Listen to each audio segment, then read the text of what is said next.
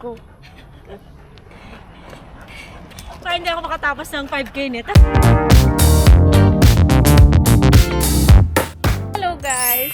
So, I am going to have my first kind of slow run since nabigyan ako ng go-ahead ng aking doctor na pwede na ako mag-exercise. And syempre, dahil millennial tayo, kaya maikli yung medyas natin.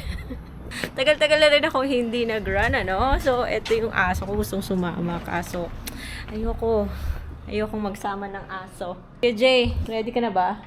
Alis na tayo. Let's go now. Let's go. Magdadala ako ng yabi. Anyway, so last time nasa mall kami guys at may nagtanong sa inyo kung pwede daw ba ipagsabay yung cash loan tsaka product loan sa, ano ngayon? Salmon.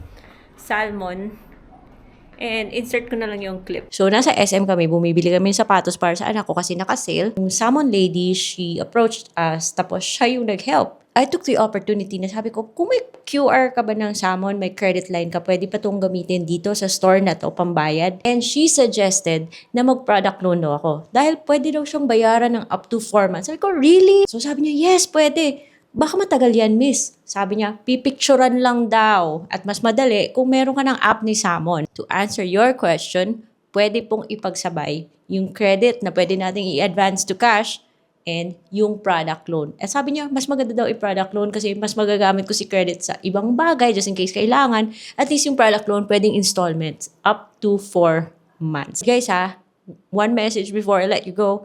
Pag-isipan po bago umutang. Dahil kay Salmon, at least sa app ko ha, 9% po siya.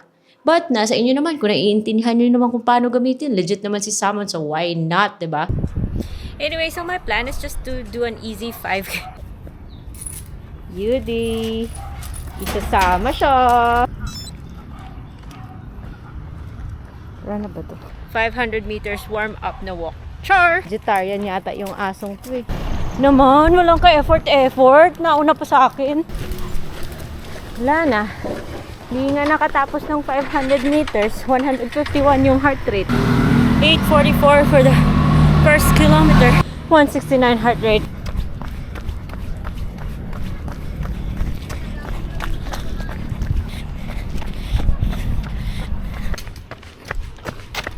Up.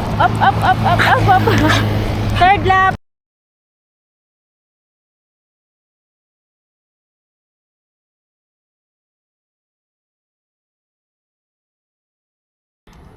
Go. Kaya hindi ako makatapos ng 5K nito.